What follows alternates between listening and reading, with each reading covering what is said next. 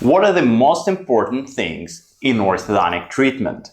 Every orthodontist has something to say on this topic. Many would say treatment planning. Others would say good logical treatment mechanics or proper organization of clinical workflow. All these things matter. However, there was a very tiny piece of text written back in 1960s that, in my view, represents the most meaningful orthodontic principles the most intelligent way.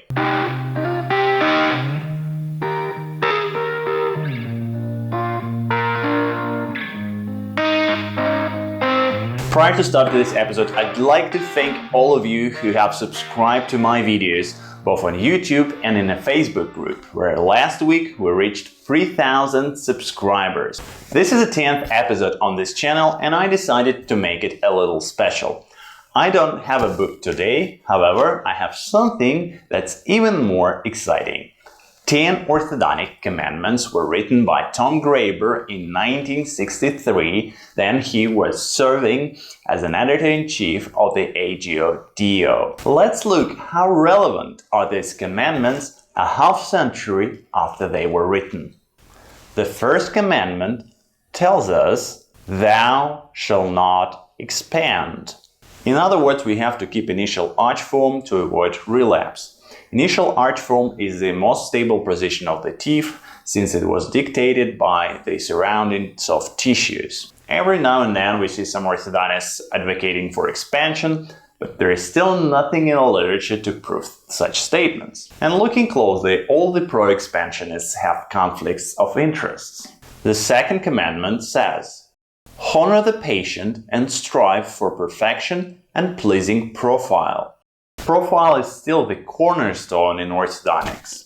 Lay people believe that we are about straight teeth. We know that faces go first. We have to consider this during the stage of treatment planning. The third commandment goes, "Remember that the master has said that the lower incisors must be 90 degrees to the mandibular plane or 65 degrees to the Frankfort horizontal.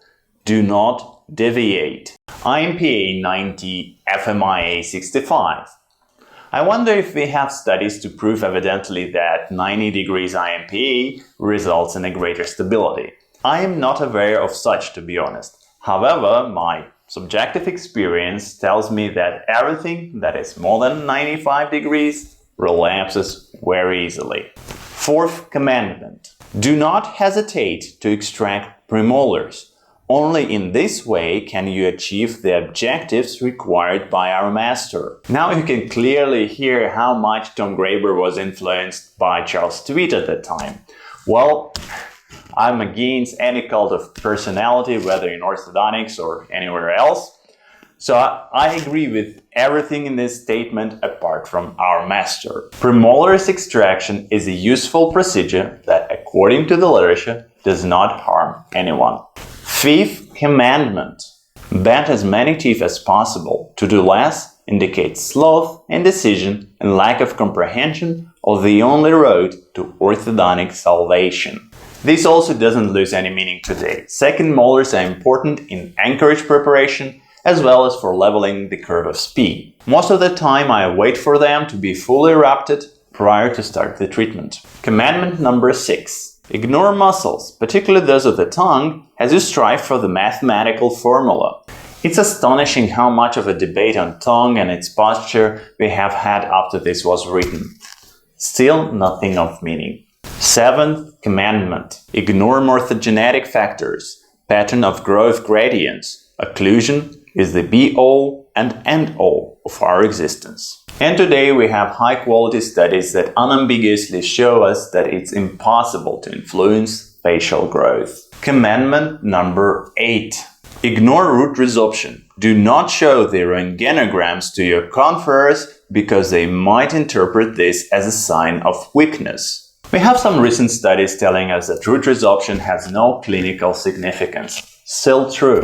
Number 9. Take your finished records as soon as you remove appliances. If you have not achieved the objectives as outlined by the master, the case is not to be considered finished. Well, I take records at the appointment after debonding, letting the gingiva to heal up a bit. I think that perception of the time was somewhat different back in pre-internet era, so my approach might be considered equal to what's given by Graeber. Taking good records is still one of the key elements to avoid pitfalls in orthodontic treatment. 10th commandment. Retain the case indefinitely. Never discuss failures with non-believers, for you may sow the seeds of ugly suspicion and mistrust. Well, retention is a topic of great debate, but it's unquestionable that every patient requires some form of it. Discussing failures is still something you should do only with your closest allies. We all have relapses. And this elegantly takes us back to the commandment number 1. Thou shalt not expand. It's interesting that a half-century and hundreds of research papers after, these brief and elegantly written instructions are still of value. They are still the most meaningful things in orthodontics I'm aware of. Well, I don't always follow them 100%, but I'm always trying to keep them in mind while treating my patients. Those of you who heard them for the first time might feel a little uncomfortable with it orthodoxy.